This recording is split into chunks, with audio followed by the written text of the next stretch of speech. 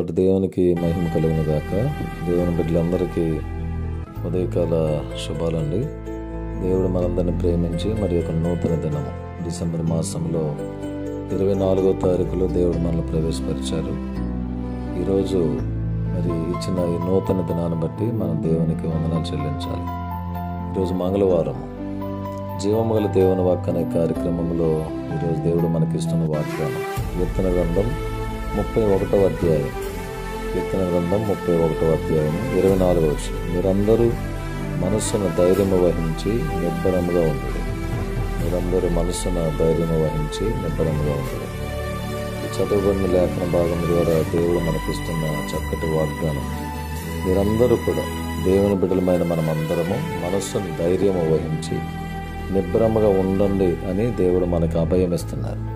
చాలాసార్లు మనసున ధైర్యం కోల్పోయి నిబ్బరాన్ని కోల్పోయి భయపడుతున్న సందర్భాలు మన జీవితంలో ఎన్నో ఉంటాయి.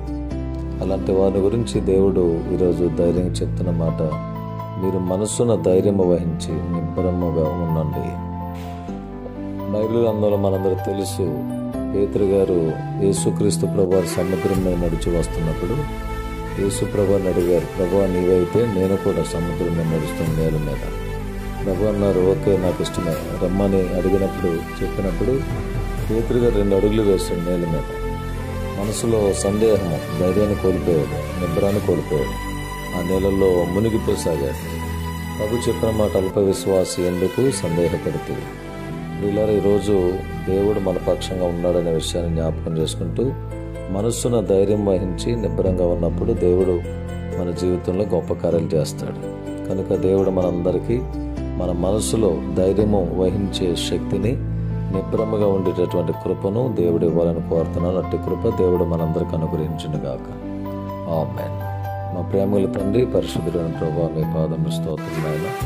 మీరు మాకు ఇచ్చిన ఈ నూతన దినాన్ని బట్టి మీ స్తోత్రం నాయన. 24వ తారీఖు ఈ ఉదయకాల సమయాన్ని మాకు ఇచ్చినందుకు వందనాలు. ఈ దినం మేము చేయించిన ప్రతి పనిలో, ప్రయాణంలో ఆరోగ్య విషయాలు తోడుగా ఉండండి. మీ బిడ్డలందరికీ క్షేమమును, ఆశీర్వాదం, ఆరోగ్యం, ఆయుష్ను దయచేయండి. యెరూషలేము క్షేమము కొరకు ప్రార్థిస్తున్నాము. యెరూషలేము ప్రజలందరికీ నెమ్మదిని కలుగు చేయండి.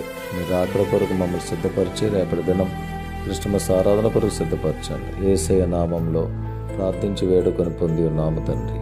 ఆమేన్. తండ్రి, కుమారుడు, పరిశుద్ధాత్మ త్రియేక దేవుని దీవెనలు సదాకాలం మనందరికీ తోడే ఉండును గాక. Amen. May God bless you all. May God bless our India.